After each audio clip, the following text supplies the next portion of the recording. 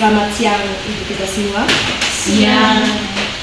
Saudara-saudari yang terkasih dalam Kristus, terima kasih atas kehadiran kita semua pada kesempatan kali ini. Baik, pada sore hari ini kita bersama-sama berkumpul di sini guna untuk memuji dan memuliakan Tuhan.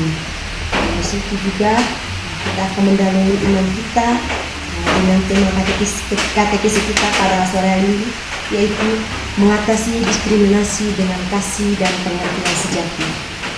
Maka dari situ mari kita buka pertemuan ini dengan hati yang terbuka dan pikiran yang siap menerima firman Tuhan, agar kasih Kristus menguatkan kita untuk hidup sebagai saksi kasih yang inklusif dan adil. Untuk itu, mari kita awali katekis kita dengan lagu pembuka. Pada saudari saya persilakan. Semoga kita dalam lagu. Aku termenung di bawah mentari, di dalam yang ini, menikmati indahnya kasih-Mu, ku rasakan damainya hatiku. Jangan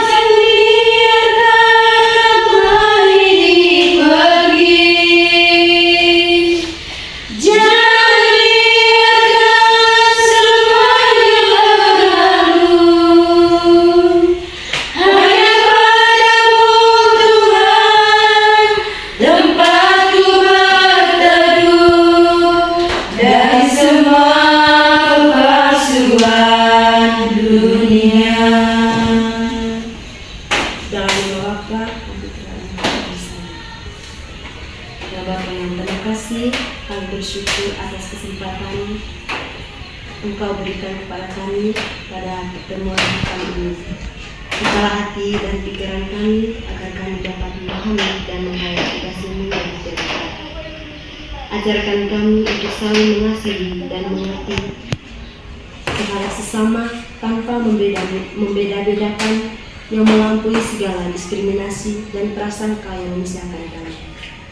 Semoga Roh Kudus-Mu menuntun kami dalam katekesi ini, agar kami menjadi saksi kasih-Mu yang membawa damai dan persatuan. Demi Kristus Tuhan dan pengantara kami. Amin.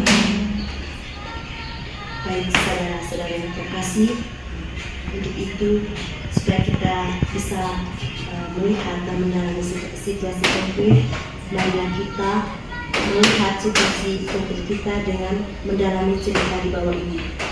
Kepada salah satu peserta saya persilakan untuk merasakan cerita tersebut. Sahabat baru di lingkungan. Di sebuah lingkungan gereja, ada seorang anak baru bernama Mika yang baru saja pindah dari kota. Dialek dan caranya berpakaian tampak berbeda dari anak-anak lain. Beberapa teman sering membanding Mika aneh, pasti sulit diajak main bareng. Tanpa sadar, mereka membatasi Mika dalam setiap permainan dan kegiatan. Setiap minggunya, mereka mengikuti katekesi bersama. Suatu hari, kakak pendamping membacakan Injil Matius bab 7 ayat 1-5 mengenai larangan menghakimi dan perintah untuk melihat kekurangan sendiri sebelum mengoreksi yang lain. Kakak pendamping lalu mengajak refleksi. Adakah di antara kalian yang pernah menjauhi teman hanya karena tampak berbeda? Setelah merenung, Tio menyadari selama ini ia sering memandang Mika dengan prasangka, padahal dirinya sendiri juga pernah kesulitan menyesuaikan diri saat pindah dari sekolah lama. Tio pun mengajak teman lain untuk mengenal Mika lebih dekat. Dengan pertemanan itu, mereka baru tahu bahwa Mika sangat baik hati, bisa bermain musik, dan juga suka membantu. Sejak saat itu, lingkungan mereka berubah menjadi lebih ramah. Mereka belajar jika berhenti menghakimi dan membuka hati, kasih dan pengertian sejati bisa mengalahkan diskriminasi. Kini setiap anak diterima dan didukung, tidak peduli apapun latar belakangnya. Oke, baik, terima kasih kepada saudara Jessica yang telah membacakan cerita tadi. Di sini supaya kita lebih mendalami cerita ini. Di sini saya sudah menyiapkan beberapa pertanyaan. Pertanyaan pertama yaitu, sikap apa saja yang ditunjukkan teman-teman terhadap Mika pada awal cerita?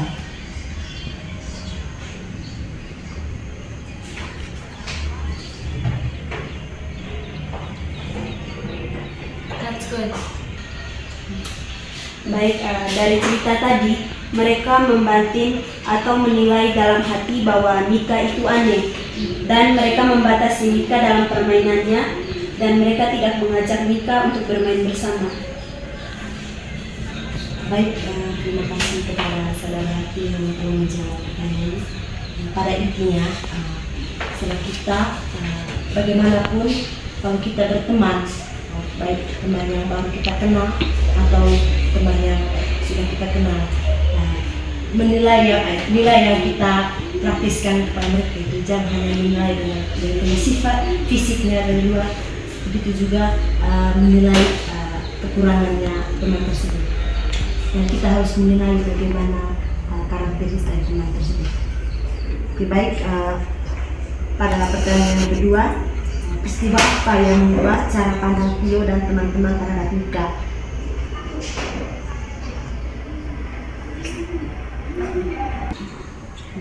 Kepada saudari Erni saya persilakan. Kalau menurut saya, saat katekese, kakak mendatangi dan mengajak mereka merenungkan Injil Matius bab 7 ayat 1-5 tentang larang menghakimi dan ajak melihat kekurangan sendiri lebih dulu, sehingga Tio tersentuh dan mulai memikirkan kembali sikapnya. Itu saja dari saya. Baik, terima kasih kepada saudari Erni yang telah menjawab pertanyaannya.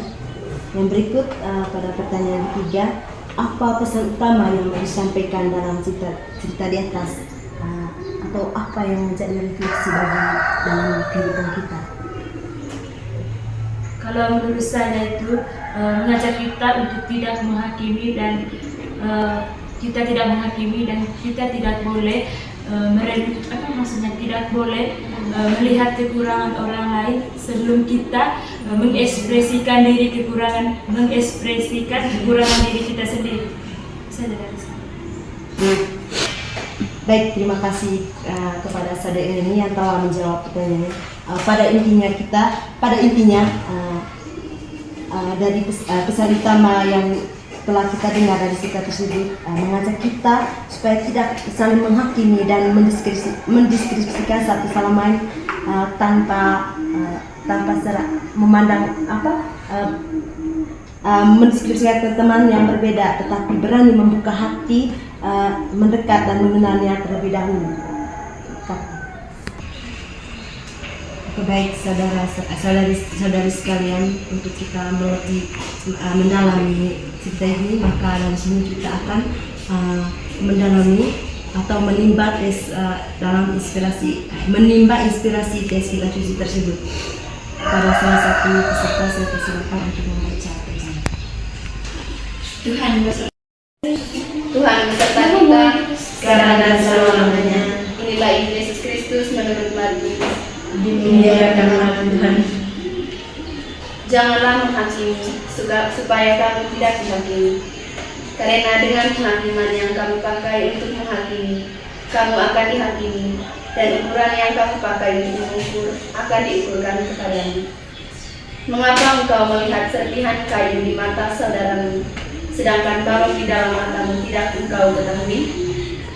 Bagaimanakah engkau dapat berkata kepada saudaramu, biarlah aku mengeluarkan serpihan kayu itu dari matamu, padahal ada balok di dalam matamu? Hai orang munafik, keluarkanlah dahulu balok dari matamu. Setelah itu engkau akan melihat dengan jelas untuk mengeluarkan serpihan kayu itu dari mata saudaramu. Demikianlah Injil Tuhan.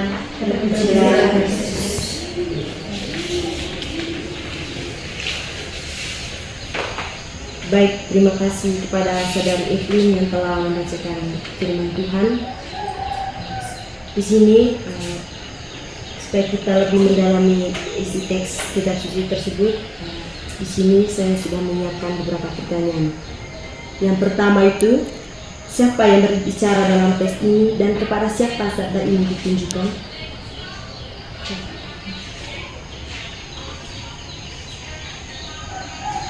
Oke, baik. Siapa yang berbicara dalam teks ini adalah Yesus yang berbicara, ditunjukkan kepada para murid. Yesus yang berbicara ditunjukkan kepada para murid dan banyak orang yang mendengarkannya. Baik, terima kasih kepada Saudari Eca yang telah menjawab pertanyaan. Pada intinya, dalam isi dari tes tersebut mengajak kita untuk tidak menghakimi orang lain secara cepat, untuk tidak adil, melainkan memulai dengan mengintrospeksi diri kita sendiri. Baik, pada pertanyaan yang kedua, mengapa Yesus memakai gambaran selumba dan sebalok? Istilah dari itu, jelas. Kalau dari saya itu, Yesus mulai memakai gambar selumba dan balok itu untuk menunjukkan bahwa manusia itu cenderung melihat kesalahan kecil pada sesama, tetapi pada dirinya sendiri tidak ia lihat. Baik, terima kasih kepada Saudari Evelyn yang telah menjawab pertanyaan. Yang berikut pada pertanyaan ketiga, apa pesan utama dari tes Kitab Suci di atas?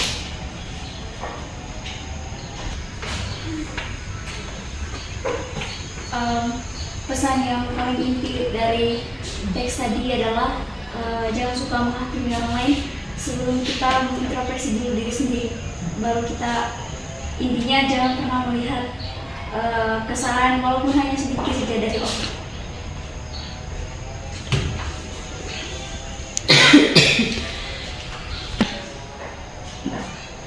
Baik, terima kasih kepada Saudari Jessica yang telah menjawab pertanyaan. Mungkin dari teman-teman lain ada jawaban yang bisa dijelaskan. Baik, kalau menurut saya mengajarkan kita untuk bersikap rendah hati, berhati-hati dalam menilai orang. Sebelum kita menilai kekurangan orang lain, kita harus melihat kekurangan diri kita sendiri dan mengutamakan pemeriksaan diri serta jelaskan diri. Baik, itu saja dari saya. Oke, baik, terima kasih dari teman Erna yang telah menjawab pertanyaannya. Yang berikut di sini, baik, mungkin dari teman-teman sekalian memiliki pengalaman yang serupa dengan cerita tes Kitab Suci di atas.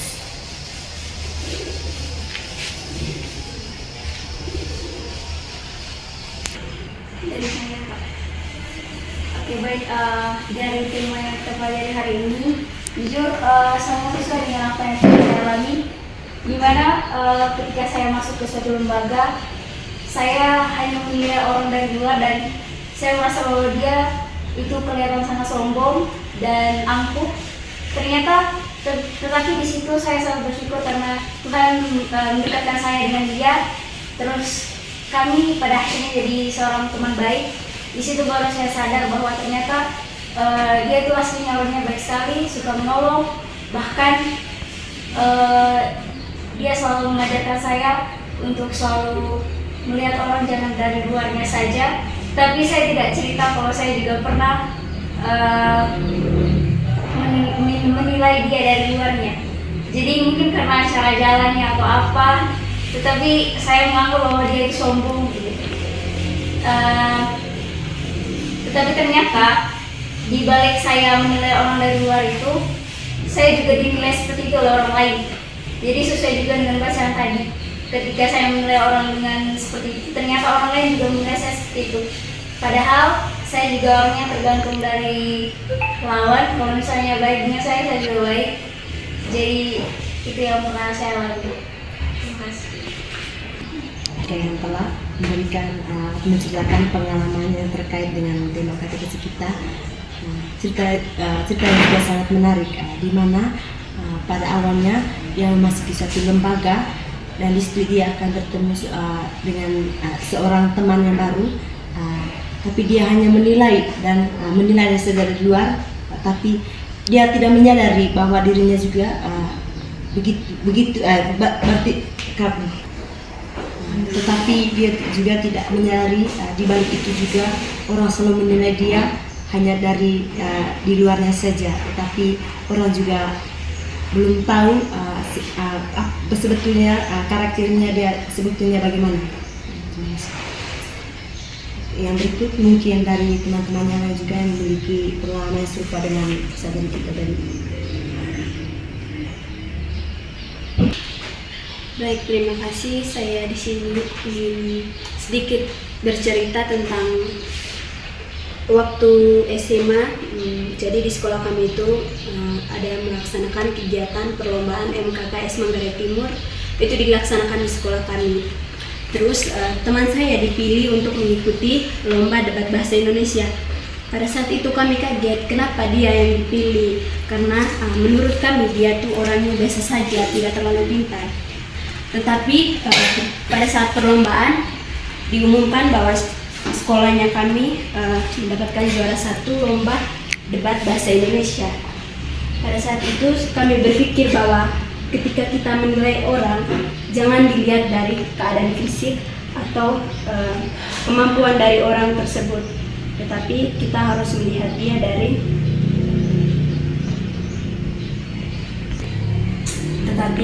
kita itu jangan terlalu cepat menilai orang dari luar saja. Sekian saja dari saya. Baik, terima kasih dari Saudari Harti yang telah memberikan sharing pengalamannya terkait dengan tema refleksi kita.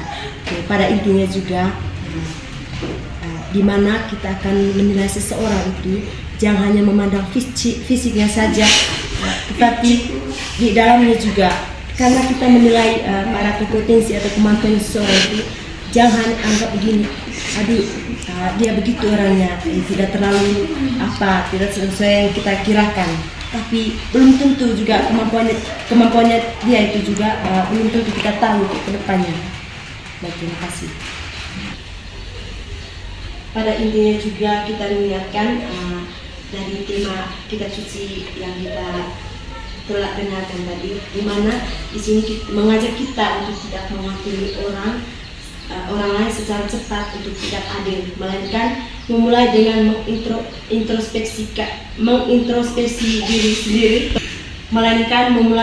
mengintrospeksi diri sendiri, terlebih dahulu.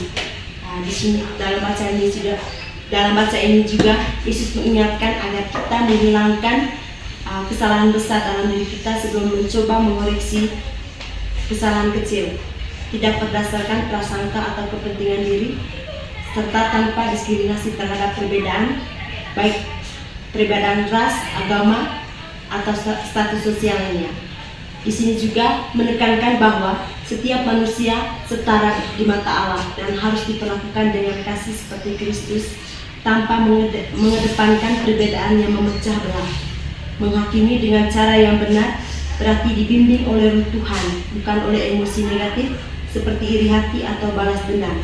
Kita harus mengasihi dan memahami sesama, termasuk mereka yang berbeda dari kita, baik dengan sikap terbuka dan belas kasih, sehingga diskriminasi sempit bisa diatasi dengan kasih dan pengertian sejati. Baik, terima kasih saudara-saudari sekalian. Setelah kita mendengarkan cerita tadi dan menimba inspirasi dari kitab suci, kira-kira apa tawaran dalam aksi konkret atau rencana tindak lanjut kita ke depan?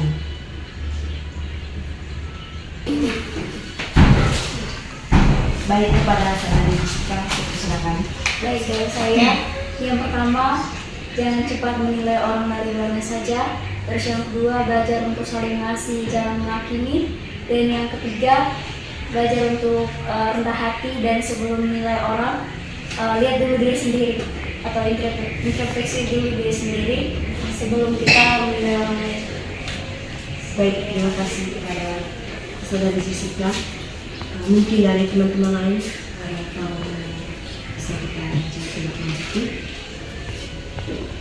Baik, saudara-saudara sekalian, di sini setelah kita merenungkan destinasi tadi, saya minta kepada kedua saudari untuk mengawal kita dalam doa permohonan. Marilah kita berdoa. Marilah kita berdoa. Allah Bapa dalam surga, puji dan syukur kami terima kepada Tuhan atas segala pilihan kasih, terutama cinta yang Kau berikan dan juga nafas kesehatan yang Kau berikan sehingga kami dapat melangsungkan katekesi pada saat ini. Ya Allah yang berbelas kasih, kami percaya bahwa Kau akan selalu mencintai kami, menyayangi kami, dan juga mengampuni kami. Oleh karena itu, bantulah kami ya Tuhan agar tidak saling menghakimi satu sama lain. Ajarkanlah kami kasih, cinta sesama kami. Semoga kami dapat saling mengasihi satu sama lain seperti kami mencintai diri sendiri dan juga mengasihi Engkau. Marilah kita memohon. Kepada kami ya Tuhan. Ya Bapa, kami bersyukur dan terima kasih karena kami telah menyelesaikan katekesi kami pada siang hari ini. Ya Bapa, semoga yang kami pelajari dari katekesi kami pada hari ini dapat memberikan kami pengalaman hidup untuk saling mengasihi dan membantu satu sama lain. Marilah kita memohon. Kepada kami ya Tuhan. Mari kita satukan doa dan permohonan kita dengan doa yang diajarkan oleh Yesus Kristus sendiri. Bapa kami Yang di surga, dimuliakanlah namamu, datanglah kerajaanmu, jadilah kehendakmu di atas bumi seperti di dalam surga. Berilah kami rezeki pada hari ini, dan ampunilah kesalahan kami, seperti kami mengampuni yang bersalah kepada kami, dan jangan masukkan kami ke dalam pencobaan, tetapi bebaskanlah kami dari yang jahat. saudari-saudari yang terkasih dalam Kristus, terima kasih yang sebesar-besarnya karena kalian sudah mengikuti di sini dengan hati yang terbuka dan penuh perhatian. Melalui pertemuan hari ini, kita diajak menyadari bahwa setiap bentuk diskriminasi sekecil apapun melukai hati sesama dan tidak sejalan dengan sabda Yesus yang menghendaki kita untuk tidak menghakimi, tetapi saling menerima sebagai saudara. Terima kasih karena kalian berani jujur mengakui kelemahan, berbagai pengalaman. Semoga semuanya kita renungkan tentang menghentikan prasangka, belajar memahami perbedaan, dan berani membela temannya diperlakukan tidak adil, mengubah cara kita bersikap baik di rumah, baik di lingkungan rumah, di sekolah, dan di lingkungan masyarakat. Sehingga kehadiran kita menjadi tanda kasih dan pengertian sejati bagi siapapun yang kita jumpai.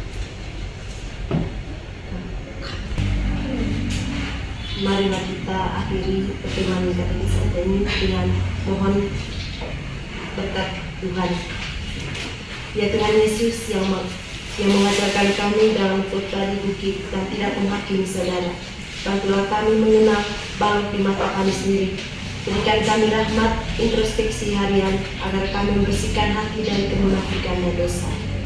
Doronglah kami untuk bertindak dengan belas kasih, saling mengoreksi dalam kasih, dan membangun komunitas yang penuh pengertian. Ajarkan kami berdoa dengan tekun, meminta, mencari dan mengetuk pintu kehendak yang baik. Kami bersyukur atas firman-Mu yang hidup. Lindungilah kami dari kecamaan yang merusak dan pimpinlah langkah kami menuju kerajaan-Mu. Demi Kristus Tuhan dan pengantara kami. Amin. Semoga Tuhan beserta kita, melindungi kita terhadap dosa dan mengantar kita kepada hidup yang kekal. Amin. Terima kasih Tuhan atas kasih setiamu yang kuat.